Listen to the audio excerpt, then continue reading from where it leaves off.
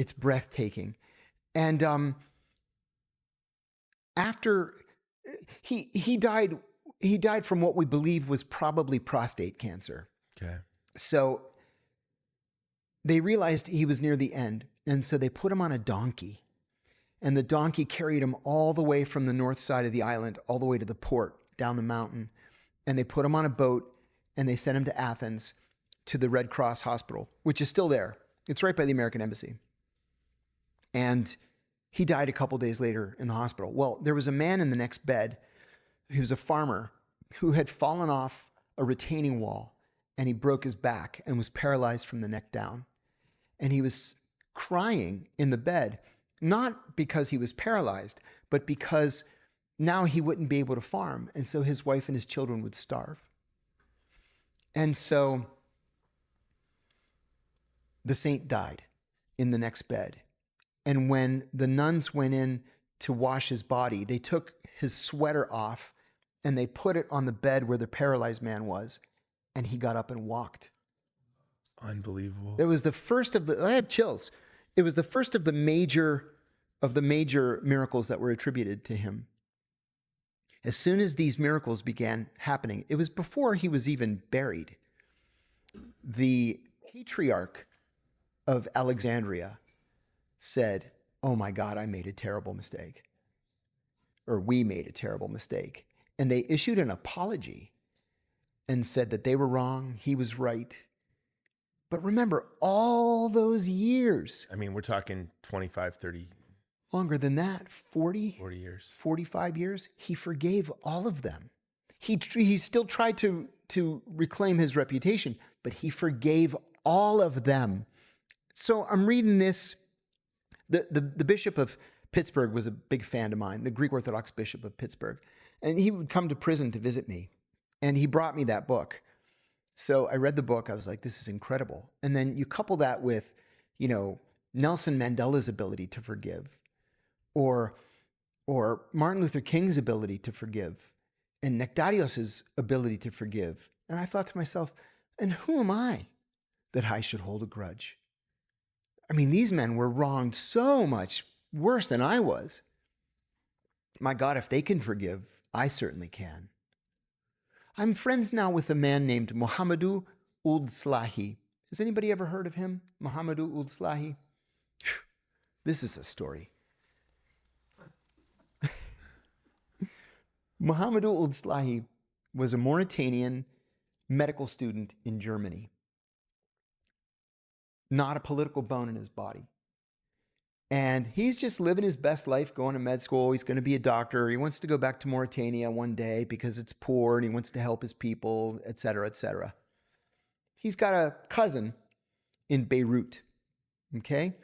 And the cousin's brother is in Nouakchott, Mauritania, getting married. So the cousin in Beirut calls Mohamedou and says, "Hey, my brother's getting married in Nouakchott. Are you going to go to the wedding?" And he says, "Yeah, I'm going to go to the wedding. Are you going to go to the wedding?" He said, "No, I can't leave Beirut." He couldn't leave Beirut because he was in Al-Qaeda. Mohamedou didn't know his cousin's in Al-Qaeda. CIA did. And so they said, hey, this Al-Qaeda guy in Beirut, he's calling this guy in Germany, and the guy in Germany is going to go to Nouakchott. We better call the Mauritanians and snatch this guy. So Mohamedou flies back to Nouakchott, goes to his cousin's wedding. The cops come in. They say, some people outside want to see you. We put a bag on his head. We put him in a Jeep, take him to the airport, and fly him to Guantanamo. He has no idea what is happening to him.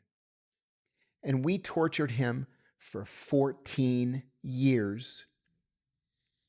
And after 14 years, we said, you know what? This guy actually doesn't know anything. Maybe he really was just a medical student. And we let him go. So he got out. Now, right when he gets out, he's what, 36? Oh, yeah. He's in his late 30s. He gets out like the week that I get out of prison. And he immediately sets up a Twitter account. So I'm on Twitter and I see Mohamedou Ould Slahi. I remember when we snatched him because there were a bunch of us saying, wait a minute. We don't have any evidence against this guy at all. Just because he had one phone call with some random low-level Al-Qaeda nobody in Beirut, we're going to snatch the guy? I was always overruled in those conversations. There were half a dozen people like that we ended up concluding, it was the wrong guy. What are you going to do? So I tweeted at him and I said, Muhammadu, my government will never apologize for what it did to you. So I apologize for what it did to you. He immediately DMs me, and we've been friends ever since. I wrote the foreword to his book, and he is the guest lecturer in every one of my classes on the history of terrorism. I teach a grad school course at the University of Salamanca in Spain. And I said to him, you are like Nelson Mandela and Martin Luther King and a man you've probably never heard of, St. Nectarios of Aegina. I said, your ability to forgive transcends anything that I've ever seen in anybody before. And he said, what am I going to do? I was going to be a doctor. They took it away from me. What am I just going to, say, oh, woe is me. I was supposed to be a doctor. He said, I have to just get on with my life. So now, of all things, he lives in the Netherlands. He got married. He has 2 kids. And he teaches elementary school art and started a new life and is happy and prosperous because he was able to forgive. And I have nothing but the deepest admiration for something like that. So if you didn't have your faith, I would have nothing. You'd be crushed. Mm-hmm. So I want to go to this. So it's hard to say this to you, but you're really blessed because most people, there are a lot of people. There's a wonderful movie by Terrence Malick, A Hidden Life, on Franz Jägerstätter. Franz Jägerstätter was an Austrian farmer who refused to say the loyalty oath to Hitler. Mm-hmm. His bishop said, be prudent to just say it. His priest said, you're being ridiculous, just say the loyalty oath. He said, I'm never going to say it. I'm a Catholic man. Mm-hmm. They tortured him.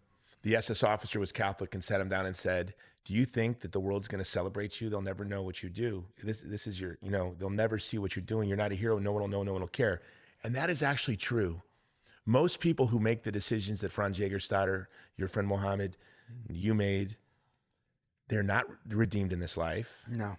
And the world never knows. So this is my question to you. I want you to maybe tell us about the darkest years of this experience. And if during those darkest years, did you resent the decision you made? Did you regret the decision you made? And if you knew there would never be a redemption in this life, would it have been worth it? That's the hardest question. I can tell you the 2 hardest times of my life. The night of my arrest. Never saw it coming. And it had been in the works for years. I never, ever saw it coming. And the night I was arrested, they released me. And it was about 10 o'clock. And my wife said, come on, let's go to bed. It's been a heck of a day. And I said, no, I'm going to stay up and watch TV. I wasn't going to stay up and watch TV. I was going to go down to the garage and start the car and lay on the back seat and just let it finish me. And I think she suspected. And she said, no, come on upstairs. And I said, no, I'm not ready. She said, I'm insisting. And so I did. I went upstairs. And then my brother called me the next day and he said, I know you can't see this, but this is going to turn out to be the best thing that ever happened to you. And I said, no, I can't see it. I appreciate you saying it, but no, this is the worst thing that ever happened to me. But then I decided to fight. And my ex-wife now, she said, she was trying to buck me up. And she said, they have consistently underestimated your resolve. They've consistently underestimated your toughness. You have to fight them. And then later she said, you have to keep talking about your case because eventually they're going to move on to their next target, which they did. It was Ed Snowden. And she said, if you keep talking, your side of the story will become the side of record. Because they're not going to gaslight forever. That's right. They move on. Always. They move on. They always move on. And she was right. Wise woman. Yeah. In that instance. In that instance. Yeah. We'll give her that one, though, right? I will admit to you that I am prohibited by court order from discussing my ex-wife in detail. Yeah. But I will say that June 30th, 2018, 3+ years after I got out of prison, was the worst day of my life. Okay. Because, well, in Latin, the words in flagrante delicto mean something. And I thought going to prison was bad. This was way, way worse than going to prison. But, I remember laying there in bed, quite literally laying in bed. I suffered terribly from insomnia. 3 o'clock in the morning. And against the advice of every intelligence officer I've ever known, I have an Alexa in my room, right? Because it plays Sirius XM radio every morning, and, Losing our privacy is worth free Yeah, radio. it's like, exactly. It's like, Alexa, play we 70s all on make 7. that same decision. Yeah. So I'm laying there and I said, Alexa, what percentage of marriages that begin as affairs end in divorce?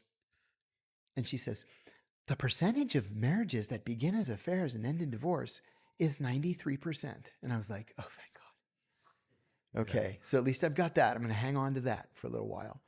And then I'm laying there, and I have an iconostasis in my room, right? Icons that belonged to my great-great-grandfather from the early part of the 19th century, and icons that I've picked up around the world, over the years. I have a cross where somebody carved 1820 into the bottom of it, a crucifix. And so I've got them all on a shelf. And I'm looking at them. And St. Nectarios is one. And I have holy oil from the monastery and holy water and stuff like that. And I'm looking at the icons. And I said, am I really that bad of a guy that I deserve this? Really? What is it that you wanted me to do that I haven't done? Why do I deserve to be treated like this? I remember saying it out loud at 3 o'clock in the morning. And I remember being tempted to start boycotting church, which I had never done before. Like, I can't believe in this stuff anymore. And then I thought, no, that's what the devil wants me to do.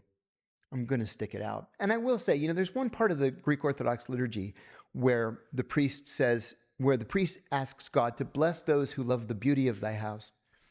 And I really do love the beauty of his house. Even after all these years, decades of sitting in church, I still look around at the iconography and I just marvel at it. I marvel at it. And that got me through. Did you reflect on the passion? Oh my God, why have thou forsaken me? All the time. Like every time I start feeling sorry for myself, I think to myself, you should be ashamed feeling sorry for yourself. After what all these other people went through, after what Christ went through himself, and you feel sorry for yourself, shame on you. And it snapped me out of it. Yeah, I can't wrap my mind around how people in other faiths grapple with the problem of the mystery of human suffering. Yes. Because to me, Christianity has the second person of the Trinity exemplifying how one should bear suffering. Yeah. And if we didn't have that, how do I handle my child dying from leukemia, my wife dying in a car accident? Exactly. How do you even or being betrayed by someone you love? Yep. Or a friend of mine who is one of the greatest heroes I've ever known. He saved more lives than anyone, but he's constantly depressed and feels like a failure because when you do a job like his, you fail a lot and you don't remember your successes, you remember your failures. And while he was doing this all over the world, his wife was running around where they were living. And I called him and I said, brother, I'm really so sorry. And he said, it's very painful, but I'm just grateful that I feel like now I'm really getting empathy to how our Lord suffered, to be betrayed by people you love. There it is right there. And I thought, wow. There it is right there. Pretty powerful. Mm-hmm. So during those years, those dark years, did you ever kick yourself and say, why did I do this? No. Never once. I never did. And I can't even really vocalize to you why I didn't. Well, like I say, my ex-wife used to say, it was because I'm so arrogant and so narcissistic that my brain won't allow me to think that I did the wrong thing. I'm like, okay, all right.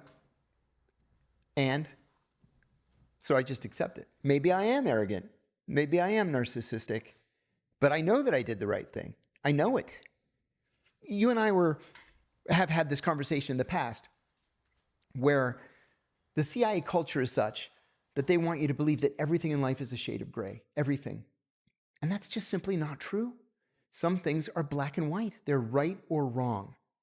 And in our guts, we all know what the right thing to do is. All of us know. The question then in modern culture is the right thing also the expedient thing? Right? If you do the wrong thing, maybe you'll make a little bit more money. Maybe you get that promotion. Maybe something good happens to you in the short term. But is that how you really want to live your life? You know? And that's not how I wanted to live my life. Another thing, too, is money has never been important to me. And I know that doesn't really make logical sense to a lot of people. But money was never really important to my parents. And because it wasn't important to them, I grew up, just as a kind of a normal middle, maybe slightly lower middle class existence. I never saw the ocean until I was 16 years old. Never went on a plane until I was 18 years old. We just never did those kinds of things. We never had the money to. And so when I went into government service, God knows you don't do it for the money. They're not paying you anything. When I got hired by the CIA, my annual salary was $17,200. You don't do it for the money. And so I thought, well, this is my lot in life. This is what I was meant to do. It's not about making money. It's just about doing the right thing. And I came to, really believe it. And so as you're going through all this, you never had regret. Now, if I map your life out, and then I have Gen Z, you are the icon to Gen Z, and there's no one I would rather That's be. been accidental. I'm so grateful that they have found you, because there is a bewildering mix of people they look up to. And they all have like glimmers and flashes of virtue. And then, but like you are a man that presents himself, and Gen Z recognizes having integrity. Oh, thank you. It's just like they binge watch. I told you one time my kids came to meet with me. It was the day that my 19-year-old and 18-year-old son wanted to tell me they wanted to work for me for their life, like serving the vulnerable people through the Vulnerable People Project.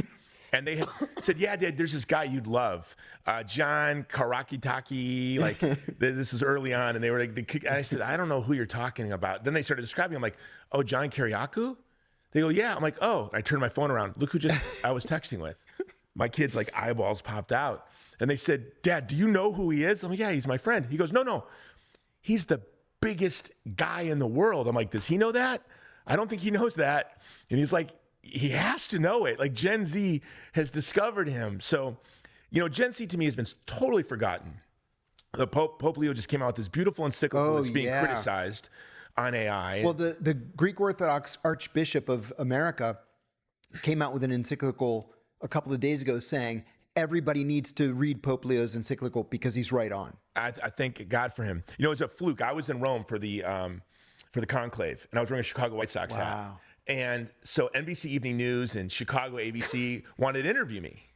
And they'd asked me why he took the name Pope Leo. And I said, I think it's because he recognizes that AI is a threat to the working class the way the Industrial Revolution is, and we'll probably get an encyclical drawing on Rerum Novarum. And that's exactly what we got. And he has such a thoughtfulness that AI, first of all, the apps, pornography, has brutalized their moral imagination, destroyed their ability to experience authentic awakening of the erotic. They've got the OnlyFans, all of this. And then now you have AI. So you're never going to get married. You're never going to have kids. And guess what? Now you're never going to have a job. And it seems like the whole world is out to lunch on this. And so Gen Z is just like, does anyone care about us? Is anyone thinking about our future? Yeah. And then here you are, and they discover you. Can you explain a little bit, why do you think Gen Z has responded to you so powerfully? Well, the way it started is odd. It's kind of a disconnect. So I gave an interview in January to Stephen Bartlett at Diary of a CEO, the Diary of a CEO podcast. So it was just this January when it took off. It just happened. And I've been telling the same stories for 19 years, and nobody paid any attention. So I gave this interview, and it was kind of the standard long-form podcast interview, the same interview I've given to Tucker Carlson or Joe Rogan or a couple of others. It was a little bit more philosophical. And then I, got on the plane and went home. A sophomore from the University of Texas at Austin took that interview and cut it into shorts, sped up my voice, slowed down my voice, shot lasers out of my eye. I'm loving this. And it went completely crazy. Right after that interview, I flew to Dubai. I had a contract there. And my niece called me. And she said, Uncle John, you're exploding on TikTok. I said, why? And she said, I don't know, but it's huge. And I was like, oh, okay. The next night at 2:30 in the morning, I get a call from the Creative Artists Agency, the biggest talent agency in the world. They didn't know it was in Dubai, so it was like afternoon for them. And the guy says, tell me you're not represented. And I said, no, I'm not represented, but what's going on? And he said, you're just blowing up the internet. And they wanted to represent me. And I said, but why is this happening? And they were like, we don't know, but it's happening. And I said, okay, sign me up. That's the origin of it. But the result has been that it seems that Gen Z trusts me because I'm a truth teller. I don't have any personal agenda, none. I think that for the most part, mainstream media lies to us every single day. And I think that young people need to develop the analytic skills necessary to get to the bottom of issues on their own, because they're not going to get it from Fox and CNN and MSNBC and the others. They're not going to get it. People ask me all the time, where do you get your information? My answer is from literally everywhere. Yeah.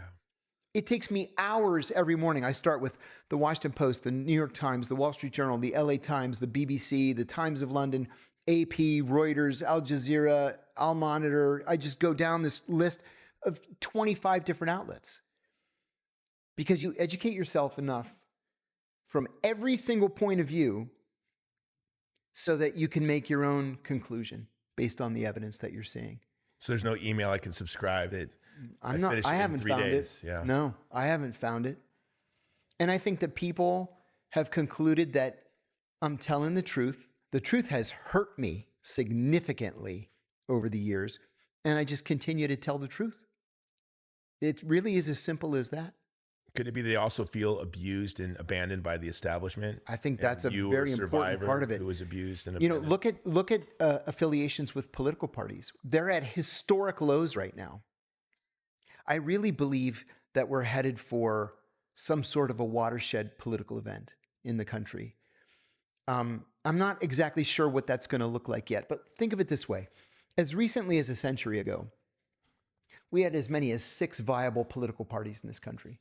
We had cabinet members. Think of Solomon P. Chase, the Secretary of the Treasury under Lincoln, or William Stanton, Secretary of War under Lincoln.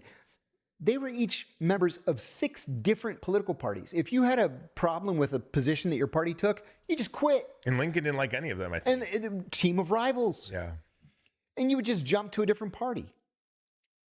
So how did we box ourselves into this, this essentially uniparty, this duopoly that's really a uniparty? When a century ago we had a populist party, we had a socialist party, we had the Free Soil Party and this party and that party and the farmer DFL, the Democratic Farmer Labor Party, and we had all these different parties that were winning seats in Congress, that were winning governorships.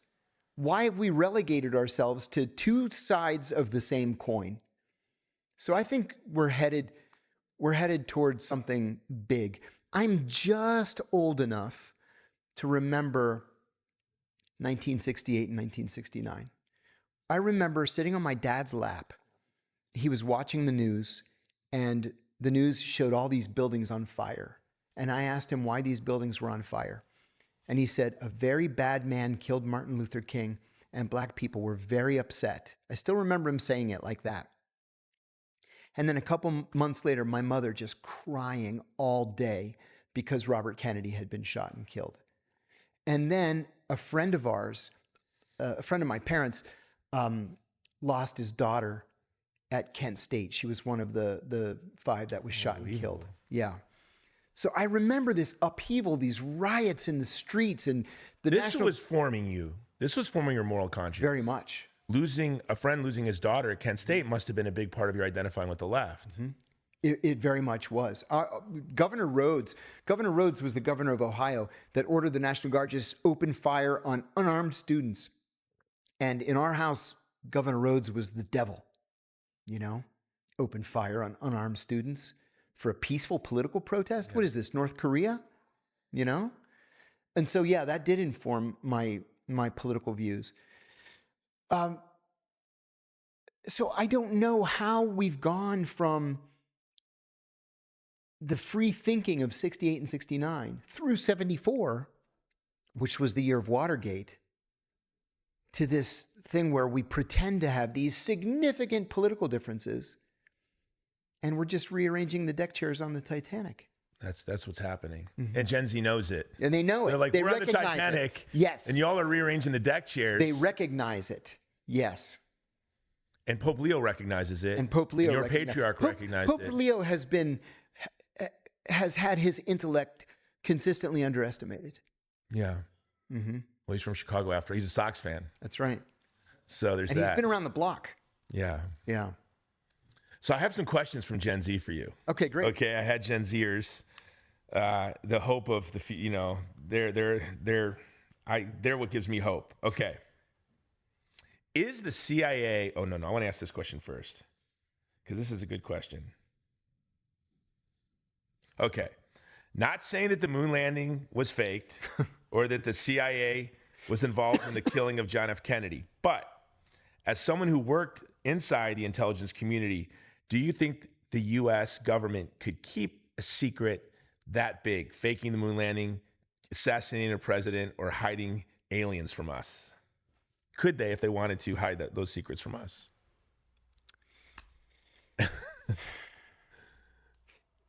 I hate to be wishy-washy, but yes and no. The moon landing wasn't faked, of course.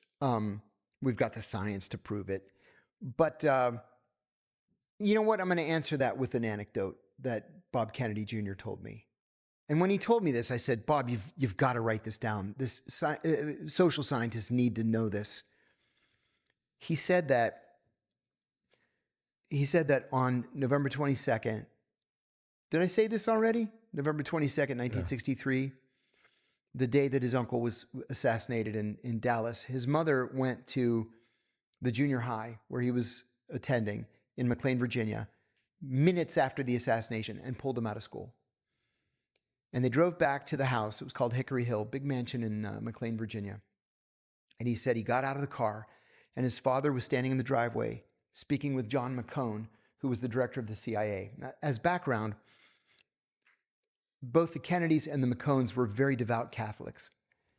And Mrs. McCone had died 6 months earlier from breast cancer.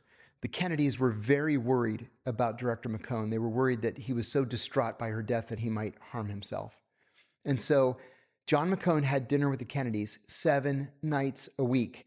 And after dinner, he and Bob Kennedy would go swimming together. So Bobby Jr. gets out of the car, walks past his dad, and he hears his dad say to Director McCone, "Tell me your people didn't do this." And McCone answered, "I don't know who did it." He did not say, "Of course my people didn't do this. What in the world would make you think the CIA would kill the President of the United States?" That's not what he said. He said, "I don't know who did this." So did the CIA kill John Kennedy? Of course not. Did elements of the CIA kill John Kennedy? I think that's something that we'll never know the answer to. But I think the circumstantial evidence is such that we should be asking these questions because it's entirely possible. So, as an outsider, when I hear there are rogue elements within the CIA, I'm saying to myself, oh, please let that just be Hollywood fantasy. No, there are rogue elements. Especially, pre-1975, pre-Church Pike committees, immediately post 9/11. Yeah, I kind of make a joke about this guy that I used to work with. Friendliest guy in the world. Rick. I was working in the counterterrorism center, and he would come in every day. Morning, fellas. We say, morning, Rick. How was your weekend, fellas? Hey, great, Rick. How was your weekend? Yeah, great. Hey, guys, you going to go to the agency picnic? Yeah, Rick, we'll see you at the picnic. Finally, I said to the guy I was sitting next to, Frank, I said, he's the nicest guy in the world, and I really don't know what he does here. And Frank says, he's the head of the special activities division. So his job was every Tuesday morning, you get the kill list, which is what they called it. Every Tuesday morning at the White House, CIA people meet with the White House counsel and their people, come up with a list of people to kill that week. Rick gets the list. He sends his guys out. He goes out all around the world. You kill the guy that's on the list, and you come back and you get the next list the next Tuesday. And I said, wow, that's not good, right? I mean, none of these people have been charged with a crime. If these are such bad people, I mean, this is the United States of America. Yeah. We have a constitution. If these guys are so bad, charge them with a crime. You can't just decide you don't like somebody's politics and go and blow their brains out. And as it turned out, some of them were American citizens who had never been charged with a crime. Again, some things are right or wrong, and this is wrong. After I left the CIA, Rick retired. I left in 2004. He retired in like 2006. And in 2007, Vanity Fair magazine wrote an expose about him. I couldn't believe what I read. He had been a hitman for the Cali cartel. And he struck up a friendship with a dark figure in my career who ended up becoming the deputy director for operations. Because they were both working against communist insurgents in Colombia. Because the Cali cartel hated the communists and vice versa. Well, the CIA hated the communists, and the enemy of my enemy is my friend. And so the agency and the Cali cartel are working together to stamp out communism, as if that mattered. And so he says, hey, listen, if you don't want to do cartel hits anymore, I'm the CIA station chief down here. Why don't you come and do hits for me? And that was it. He was a hitman for the Cali cartel. That's not cool. No. No. How did that happen? Are we still doing this? Are they still getting the kill lists? We don't know. They won't say. They won't tell us. The kill list was outed in the Atlantic Monthly magazine. The originator of the kill list was one John Brennan. And we don't know if John Brennan's drone war killed hundreds and hundreds and hundreds of children. Oh, my God. I have a friend, Daniel Hale. Daniel just got out of prison himself. He was a drone operator from the U.S. Air Force. He's the one who blew the whistle on the drone program. And he tells the most chilling story. He was operating a drone from a base in Nevada. His boss was at MacDill Air Force Base in Florida. So they're both looking at the screen. Daniel's operating the drone, and he sees the target. The target's in Afghanistan, right? And Daniel says, I have eyes on the target. And his boss in MacDill says, fire. And Daniel says, wait a minute. He's with two little kids. And his boss says, those aren't kids. Those are goats. He said, I'm looking at them. They're not goats. They're children. They're girls. And his boss says, fire. And he said, I can't fire. They're children. It's an illegal order. He says, fire or be court-martialed. And he fires. And he kills a 12-year-old girl and a 9-year-old girl. And he went home that night and he said to his girlfriend, I became a child killer today. How do we live with ourselves? How do you recover from that? You can't recover from that. But this is what I mean when I say... In Israel right now, they have a ramp. The suicide rate of IDF soldiers is unprecedented. It's got to be. Because you can't all be monsters, right? Yeah. Somebody's got to have a conscience.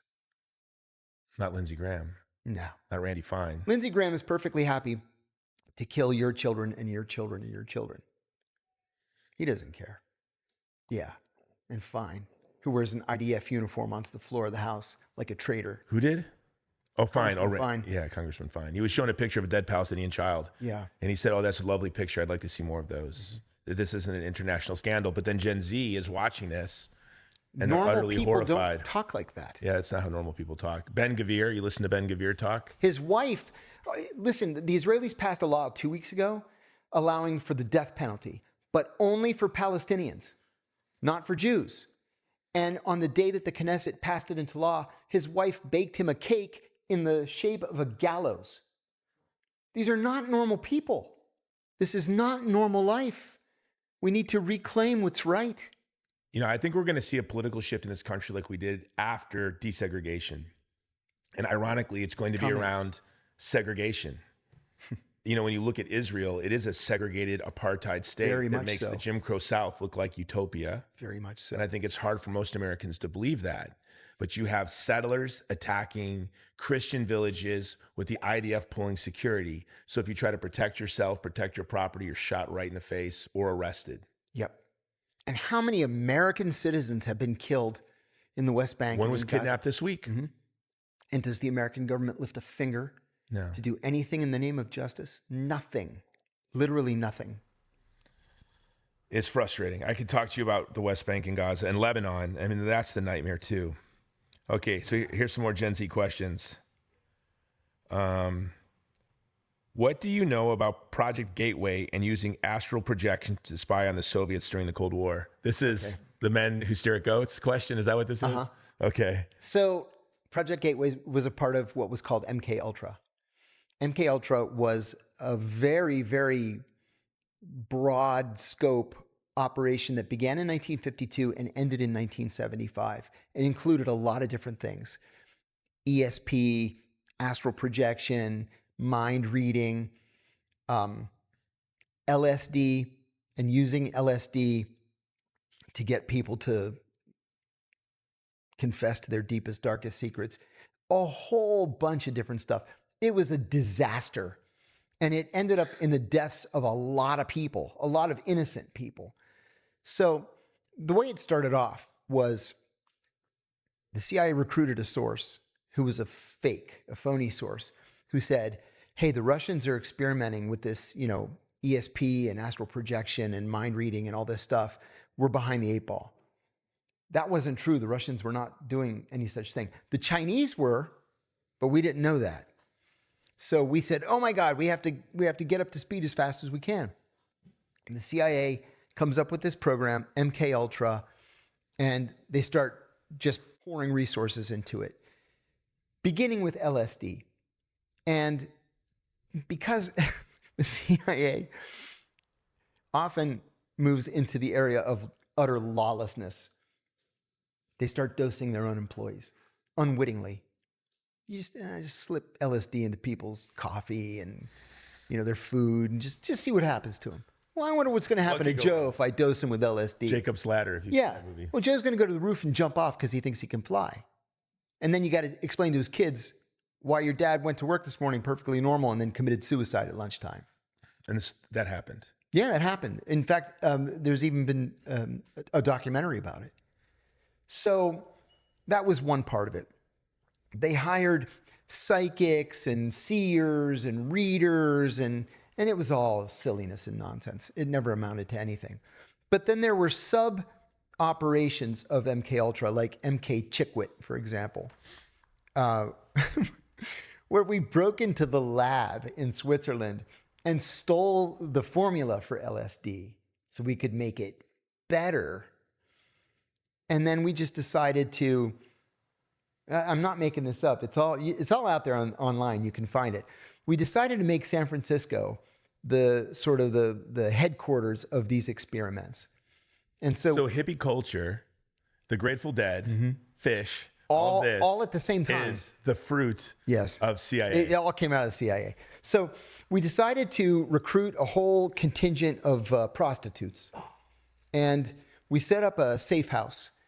So we sent the prostitutes out to pick up John's clients, dose them with LSD, bring them back to the safe house, tie them down, and get them to confess their deepest, darkest secrets.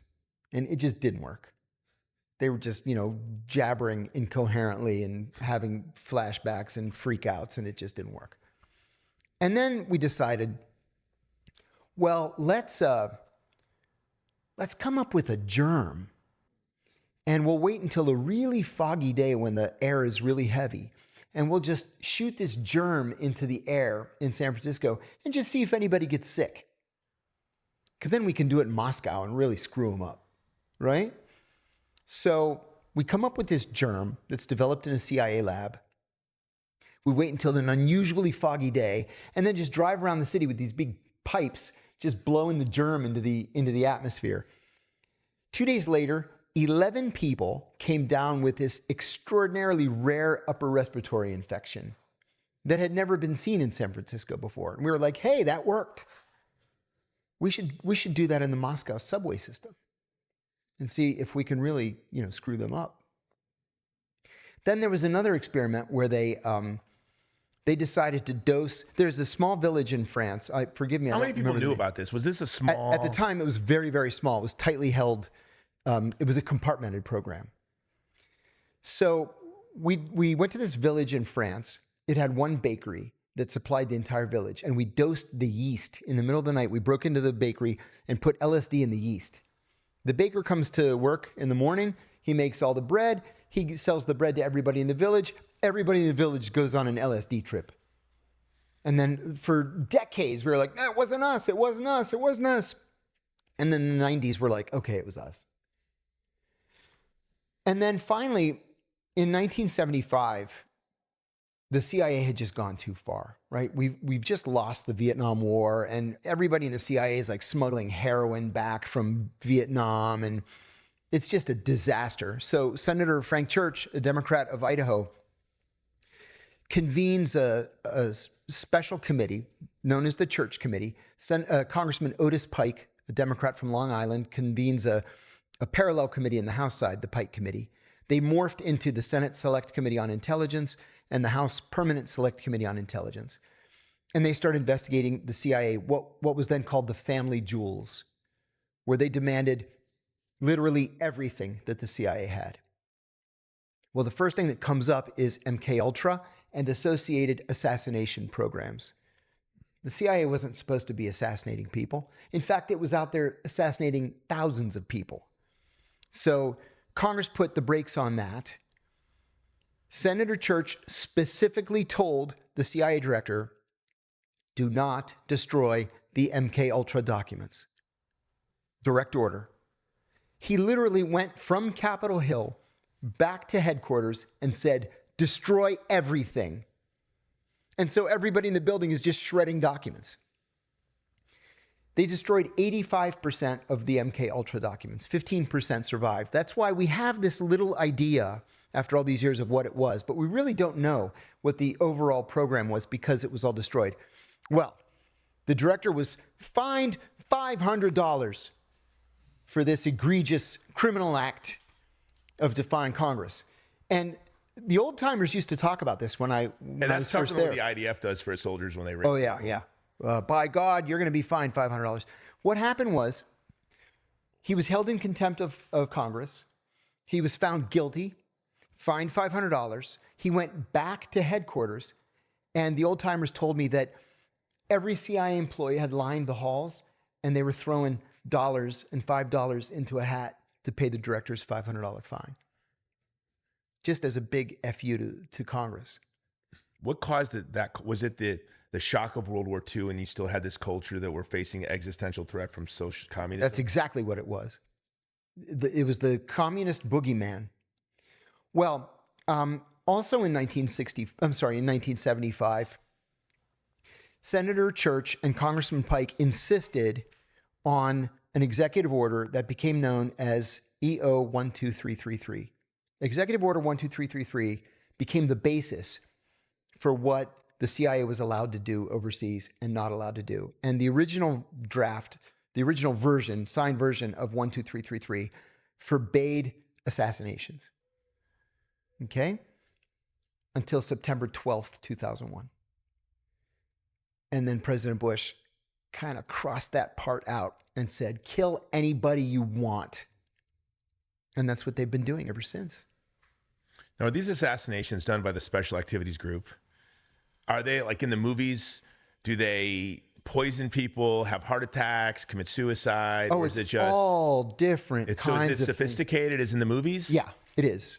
It can be. I mean, sometimes it's as crude as, the guy's walking his dog. This happened recently. I read in the paper. The guy's walking his dog. A van pulls up alongside. The side door opens. You get a bullet in your brain. The door closes and the van drives off. That's when they're sending a message. They want people to know what happened. Mm-hmm. Sometimes they'll kidnap a guy and then nobody ever sees him again.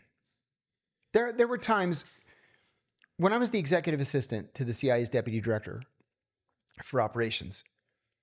After I got back from Pakistan, I got promoted, and the deputy director made me his assistant.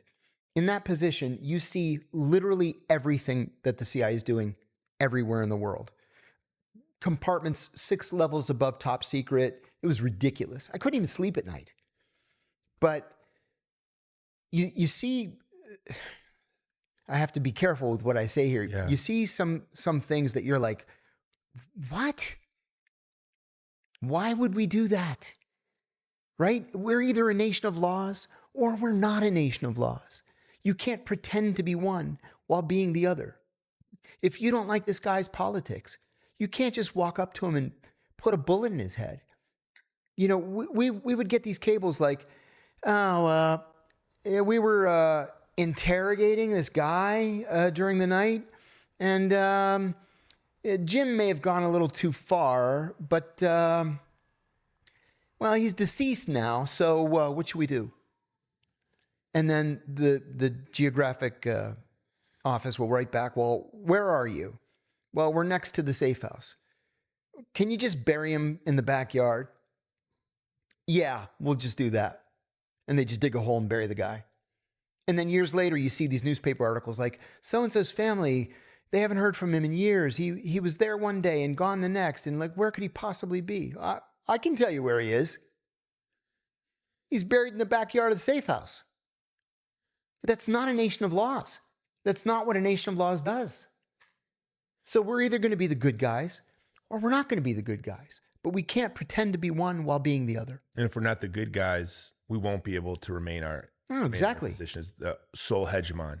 Exactly. Peer competitor. Because the rest of the world is wise to us and it's all going to collapse around us. They're wise to us now. Yeah. What would your advice be to, you're looking at what's happening in Lebanon right now. It's scandalous. It's shocking. It's unimaginable. Mm-hmm. And it's just as if things are, it's just, I have a different view of the German people in the 30s and 40s. Like, what could they have known? Mm-hmm. We have phones bombarding us with information every day. The Germans would not have known what was happening in Auschwitz or in the Eastern Front or in Paris. But the American people have access to this information, but they have rational ignorance. So I have to pick my kids up from school. My boss wants this report. My wife wants me to make more money. Mm-hmm. They're just thinking about their life, and I don't have time to think about the decimation of ancient Christian cities, monasteries, churches, schools. If you were to sit down across from President Trump and say, this is what you need to do so we can reclaim and maintain our position in the world, what would you say? I think that he needs to put the interests of the United States first, above all else. We have seconded our foreign policy to Israel, and Israel's security is not my concern. As an American, my concern is the security of the United States of America, and joining ourselves at the hip with Israel is dragging us down. There was The Onion, the satirical, I love The Onion. I love The Onion too. They had a headline a couple of weeks ago that just really hit. And it said, China content to sit back and watch U.S. destroy itself. Exactly. Because that's what's happening. We're destroying ourselves. Listen, when you have votes in the United Nations General Assembly every single year for the last 50 years, and literally the entire world is on one side, and on the other side is the U.S., Israel, Costa Rica, and Nauru, there's a problem. There's a problem. We're not smarter than everybody else in the rest of the world every year, joining ourselves with the Israelis. And it's undermining our interest in the world. It is. It's really Standing undermining. in the world. You know, when I went to Israel last time, 2022, one thing I saw that at first perplexed me and then just pissed me off. When you're in the old city in Jerusalem and you're approaching the Western Wall, right? There's like a museum there and some think tank or whatever. People had put up these signs, like glued these signs to the walls, and they said, "America, we are with you." It's like, what? First of all, about what?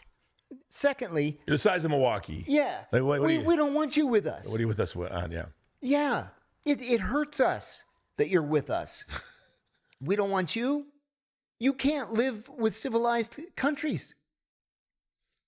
You just hit the nail on the head, though. I think the average, like, boomer, me, who would have been me, even though I'm a Gen Xer, to the Gen Z, anyone who didn't have a smartphone in their pocket during puberty is a boomer. And I think that's a good designation because it's true. They're different than the rest of us. That's right. Yeah, yeah. And so as a typical boomer, conservative Republican, if I would have heard that 15 years ago, before I had a lot of experience in the region, I would say, what are you talking about? Exactly. They're the only civilized country in the region. Right. And I had this idea that they were democracy. I had this idea that they were surrounded by all of these just barbarians. And then you go to Lebanon and Jordan and Iraq and Syria and Palestine, and you're like, these are beautiful, deep.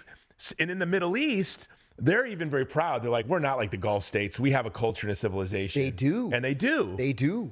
Yeah, they do. Like, yes. You have the Yazidi that are the proto-Semitic people that have been living in the same valleys since Abraham left. Since Abraham left. Years, yes. Christian communities praying in Aramaic. Yes. Where St. Thomas put a church. Yes, exactly. And then you're going to watch the 700 Club or John Hagee, and you're going to preach theology to first century Christian communities in the Holy Land that's ancestors were in the upper room. Yeah, that's exactly right. So what would you say to the boomer Republican who's been watching 700 Club since the 90s, watching Pastor Hagee, watching Fox News? They just can't hear it. Read the history. You've got to open your mind to the history. Don't believe some guy yapping at you on your TV. You have to read and understand the history. It really is as simple as that. But people do what's expedient. It takes time and it's hard and maybe it's boring but you've got read the early church fathers. Just go there and see to for the yourself. West Bank. Take a drive. That's a great idea. From Bethlehem to Taibe. Mm-hmm. That's a great idea. And you're changed forever. I couldn't agree more. This is the last Gen Z question, which I really love. What beliefs did you hold strongly at 30 that you no longer believe today? Oh, that's. And by the way, you're an Angry Birds legend. This is from Colin. You're an Angry Birds legend. I live for Angry Birds. By the way, that's something my kids loved about you. Like, Dad, like he just talks about his love for Angry Birds. It's like, who does that? That is so cool. But it's that kind of transparency and honesty that you were like, reflect. I need to play Angry. This is what makes me happy. This is what I do. It brings me joy in the morning. It brings you joy. Yeah. I love it. I have a routine in the morning. This is apropos of nothing, but I have a routine in the morning. I play Angry Birds. That takes about an hour, 50 minutes.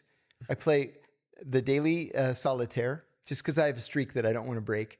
But my doctor told me to do the New York Times crossword puzzle every day because it actually does fend off, the degeneration of the brain.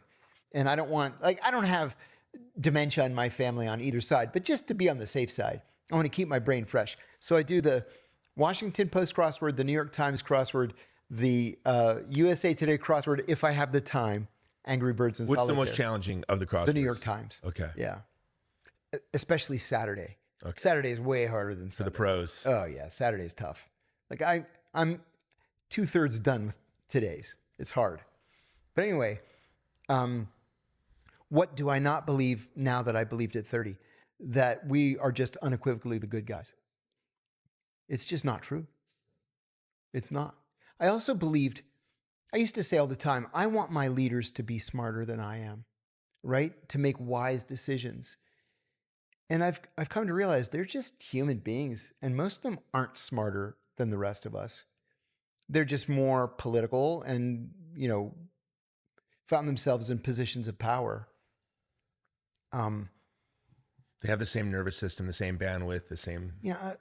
Yeah, they do. I'll tell you a story. When I was in college, I was very fortunate to win this thing called the Lyndon B. Johnson Congressional Scholarship. or internship. So it was the only paid internship on Capitol Hill. And I worked for my congressman. He was a conservative Democrat from Western Pennsylvania, pro-life, pro-gun, pro-labor, the old school Democrat. And I liked the guy a lot. I sat next to the press secretary, who was this really, really good looking. She had been Miss Iowa, of all things. And she was dating an Exxon lobbyist.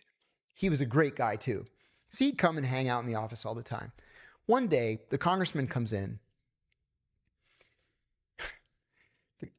I'm only saying this because he died recently, so he can't sue me or anything. But the congressman comes in one day and he goes like this. He goes, "I got laid last night." And I said, "No, he didn't. Mrs. Coulter's not even in Washington. She's in Pittsburgh." And I was like, oh.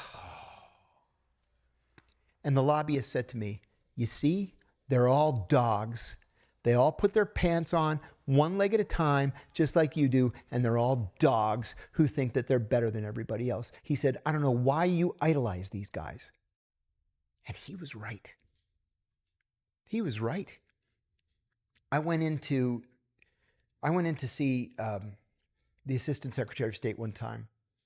He called me and asked me to come over to, he wanted a briefing on this really obscure issue dealing with the Gulf. So I went in and he said, "I was at the White House the other day in this mutual colleague's office, and I saw a picture on his desk with that friend of yours." I said, "What friend of mine?" "That woman you sit next to."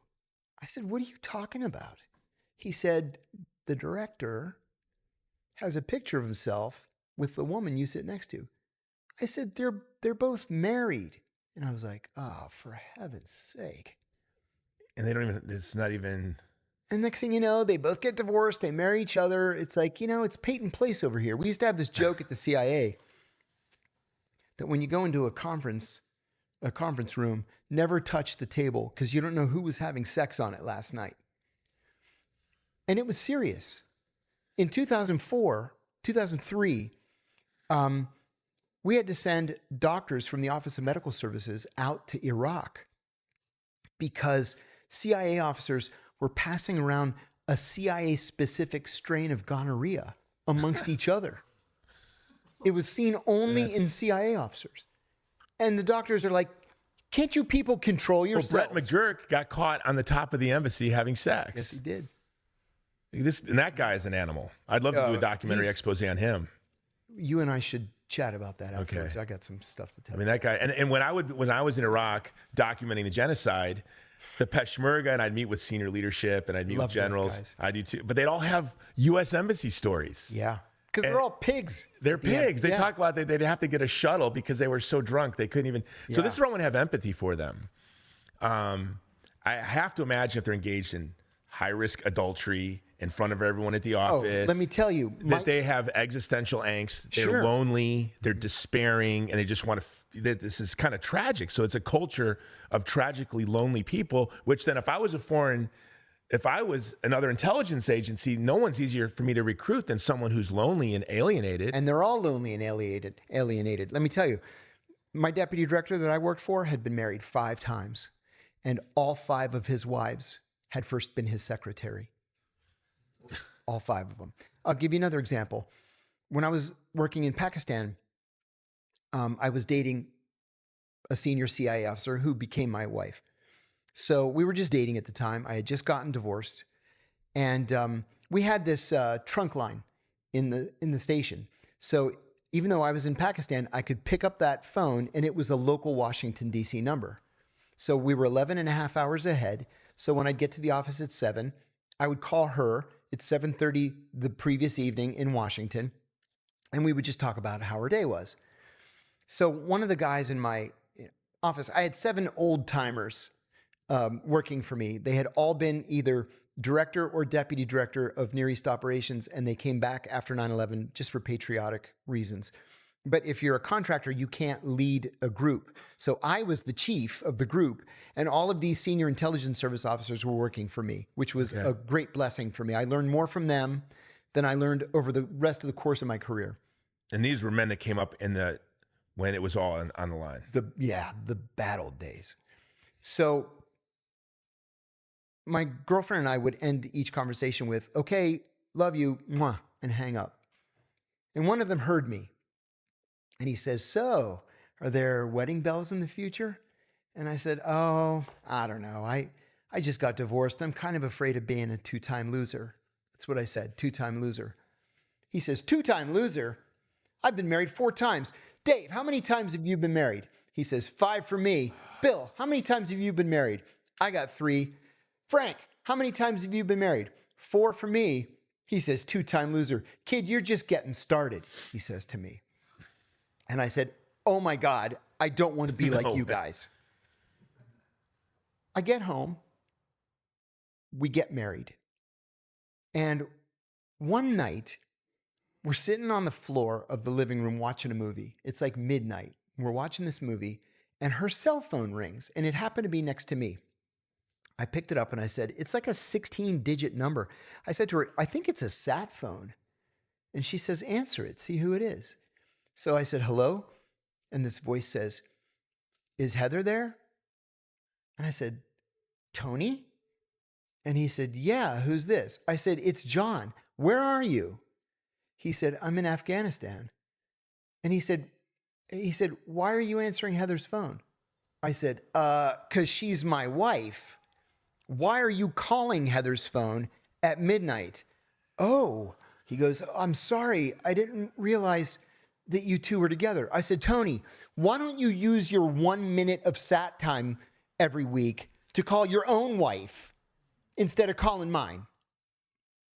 But that's typical of the CIA.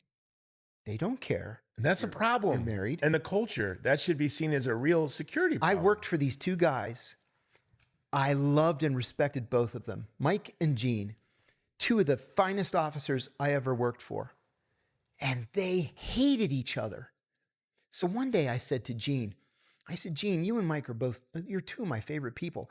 I don't understand why you hate each other so much. And Gene says, I'll tell you. He said, our first tour together, we were in Karachi, and Mike screwed my wife. I said, oh my God, that's terrible. I'm so sorry to hear that. And he said, no, that's okay. He said, our second tour was Bogota, and I screwed his wife.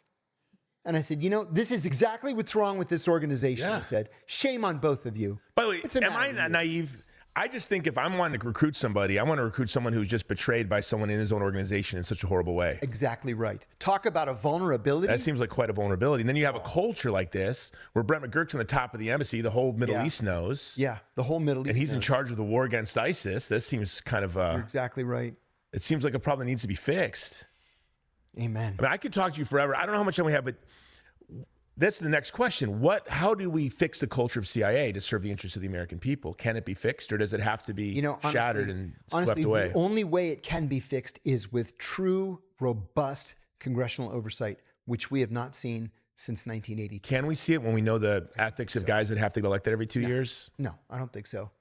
I mean, Mark Warner, Tom Cotton, come on.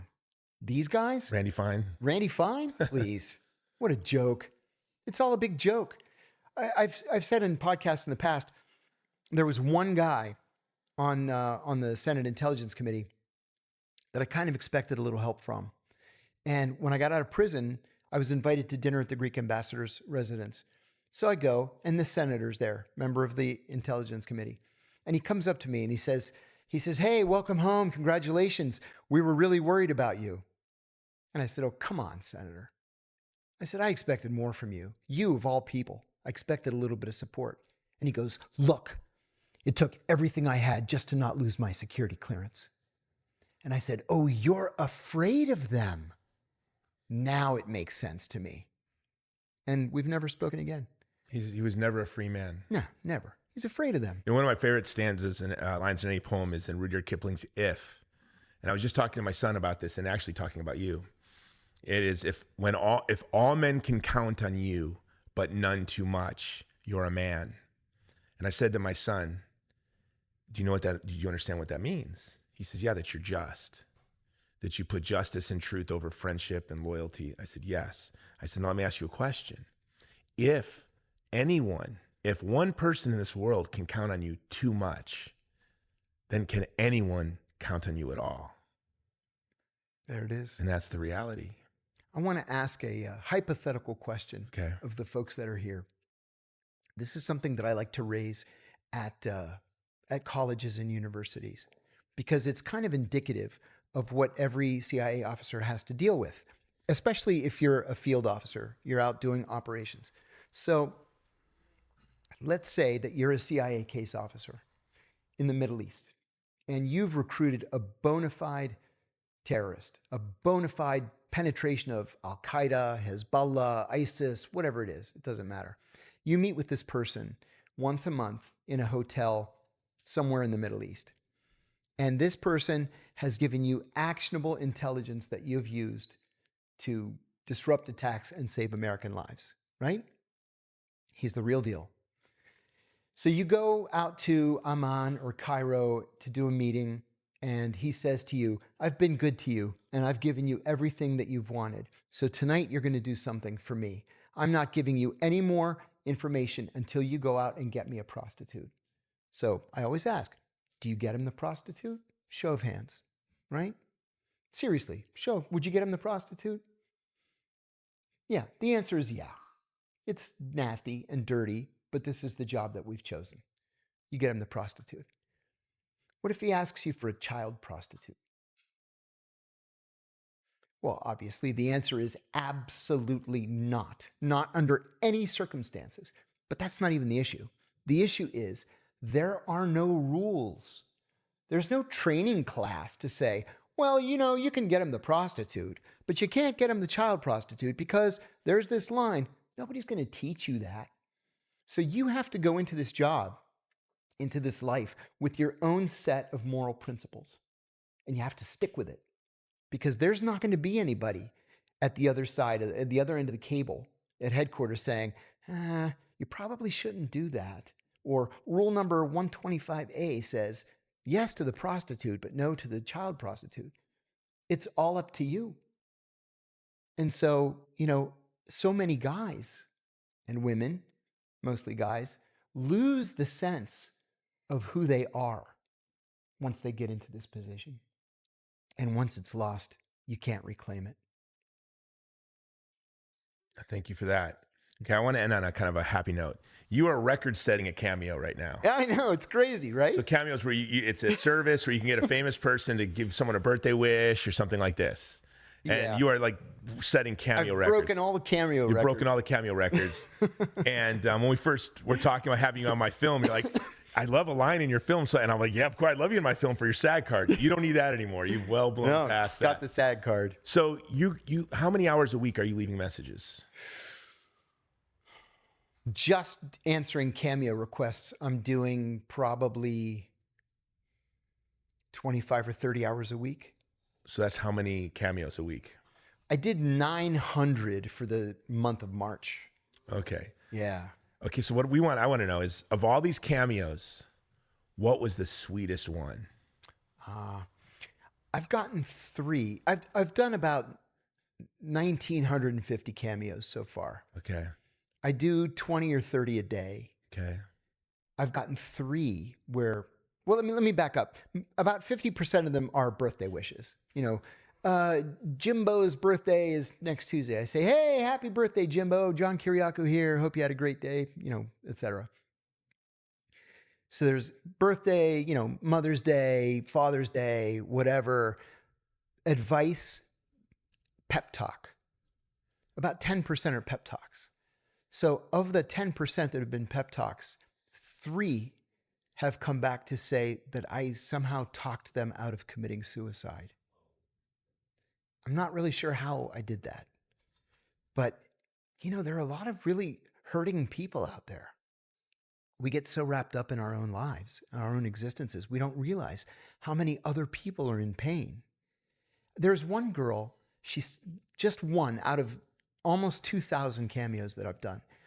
One who sounded like she was in such pain. I said, listen, in the cameo, I said, we're not supposed to do this, but here's my phone number. Wow. Call me. And she called me, crying. She's 15. She's bulimic. Her parents don't understand her. She was going to commit suicide. And I talked her out of it. And she's called me twice since then, usually for less than a minute or two. Very respectful. Very, very respectful. And she said she's having a down day and she needs to hear a friendly voice. And that's it. I had another friend. He became a friend. So I get a message through Facebook. The guy says, "Hi, my name is James, and I want to thank you for what you did for the country." So I look at his page, and here's picture after picture after picture of him embedded with the Syrian Kurds fighting ISIS. And I was like, wow. I said, thank you. Thank you for what you did. I said, the Kurds are heroic. I've loved the Kurds all of my adult life since I first, started working with the Iraqi Kurds in northern Iraq. And we became friends. This guy had the most tragic story. His mother was a prostitute, and he was born with fetal alcohol syndrome. So, never had any idea who his father was. And when he was 17, he did something really, really stupid. He kidnapped a guy at gunpoint and took him from ATM to ATM, forcing him to empty his bank account. And of course, he got caught. And the judge came down on him like a ton of bricks and gave him 20 years. And he did the whole 20. Well, he gets out. He's 37 years old. He's got a violent felony on his record. Employment is impossible. So he goes into porn. It's the only thing he can do. He acts in porn. And what do you make in porn? I don't know, $150? Who knows? So he decides he needs meaning in his life. So he goes to Turkey, crosses the border into Syria, stumbles into these Kurds, takes up arms, and just starts killing ISIS people. He does that for a year and then comes back out, makes his way back to the United States, Billings, Montana. So we start talking, and he can't find a job, and I'm a convicted felon, and I have this violent felony, and I don't have any education, and he didn't have anything going for him. And I kept telling him, one day at a time, go to the local community college. What's a community college class cost? $100, $150, whatever you're interested in. Whatever tickles your fancy, focus on that. Just one day at a time, I'm telling him. Then one day, I get a call on my phone, and it says prison/jail, and it has some Wyoming area code. I'm like, what in the world? So I answer the phone, and it's him. I said, what in the world are you doing in jail in Wyoming? He said, I got into a fight with my girlfriend, and she wouldn't let me see my son, and I slapped her, and she had me arrested. I said, geez, James. So he ends up getting bail and then decides he's going to commit suicide. So he goes back home in Billings, Montana, takes a gun from his mother, drives to the Walmart parking lot. He's sitting in the car holding the gun, getting ready to kill himself, when an off-duty ATF agent pulls into the space next to him to do his grocery shopping, sees this guy with a gun, pulls his gun, and disarms James. So I get a call, Billings, Montana County Jail. I was like, you've got to be kidding me. So I answer. I said, James, you're in jail in Billings, Montana now? He says, he's crying.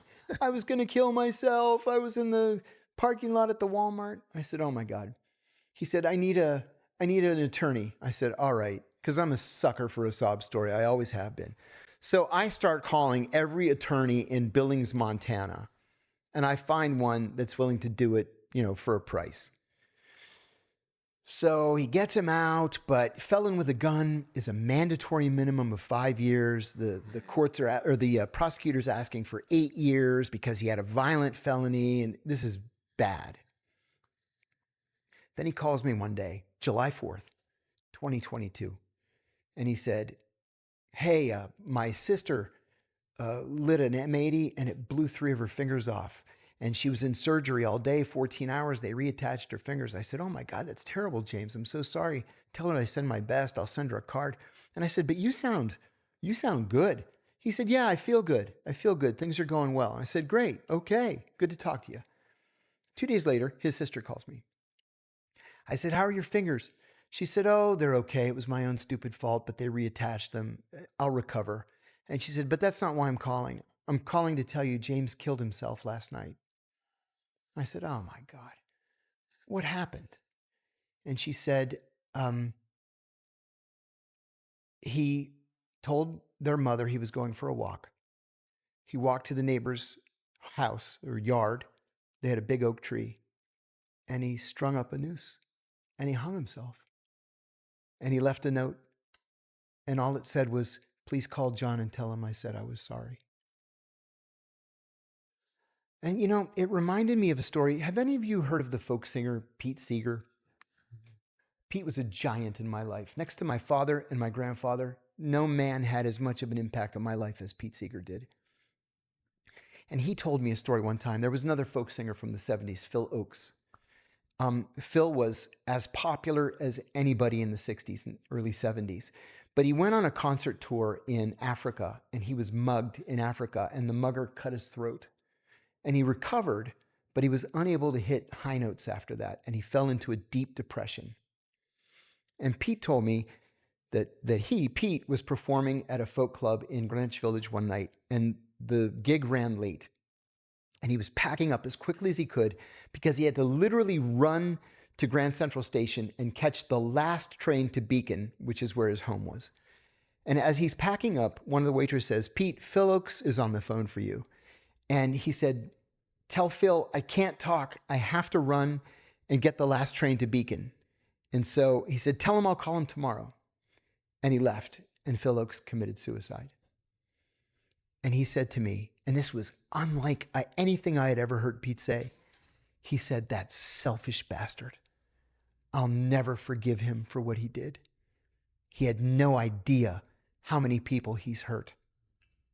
And that always stuck in my mind. Could have saved your life in your dark days. Very well Did may you ever have. think about that when Absolutely. you were considering suicide? 100%. So he saved your life, and you saved a 15-year-old girl's life. There it is. So when you were going through all the rough things that you went through, and your brother told you this is the best thing that ever happened in your life, yeah, he didn't was realize right. it was the best thing that was going to happen in a lot of people's lives. Yeah, it's true. We're all here for a reason. And it just keeps reminding me that there's always somebody who's suffering more than I am. And the privilege of suffering is you'll be able to use that empathy to help someone else another time. You lose your child to a drunk driver, there's going to come a day where you're helping someone who lost their child to. That's the empathy is the gift of suffering. That's right. And so it's interesting that we must have a suffering nation because they've really identified with you. You've really done the whole arc of the hero's journey. Your call to adventure was not when you thought. It wasn't when you joined CIA. No. It's when the moment your adventure began was the moment you said. And who would have thought? Who could have foreseen that? I never could have.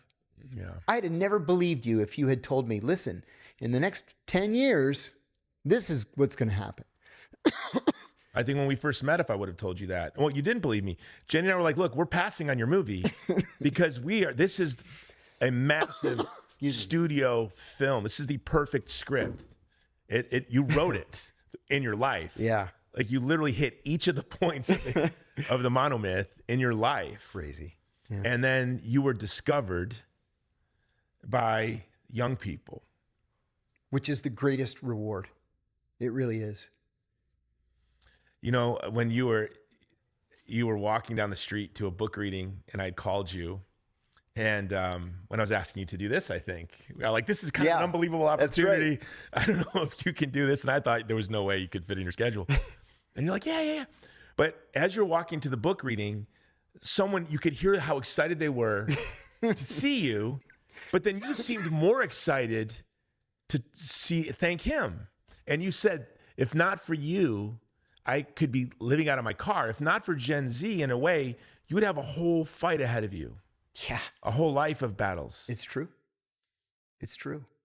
Yeah. The CIA did its darndest to make sure I could never work again. Wah, wah. Didn't work. Yeah, didn't work. Didn't work.